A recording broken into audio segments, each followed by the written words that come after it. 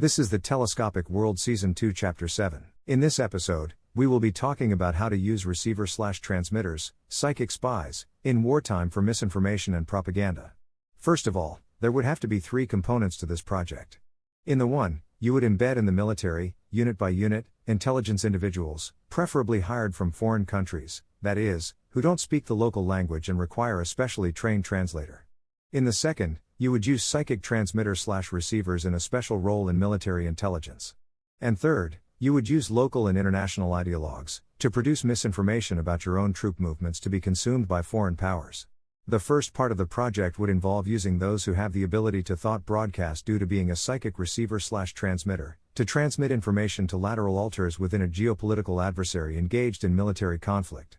Essentially what this means is, when group decisions are made regarding troop movements, strategy and tactics, these individuals would be fed misinformation through a translator, while embedded behind the lines.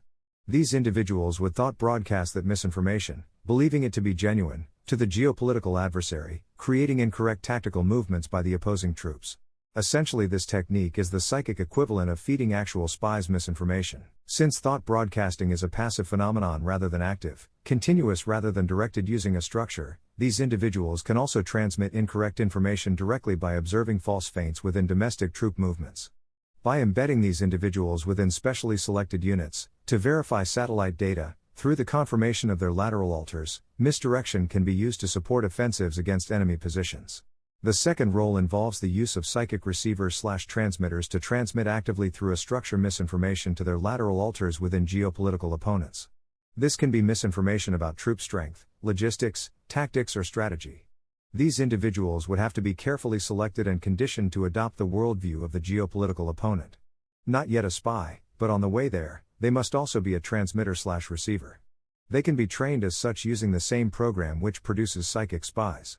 However, since they are actively transmitting as opposed to receiving, it would require their conscious participation utilizing a structure to transmit. Finally, the last technique would not involve a psychic transmitter-receiver, but would rather entail the hiring of your own domestic ideologues, sources of misinformation, in the intelligence apparatus.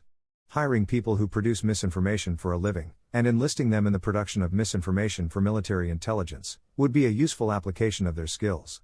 That's the end of the podcast for today. If you enjoyed it, please like, comment and subscribe.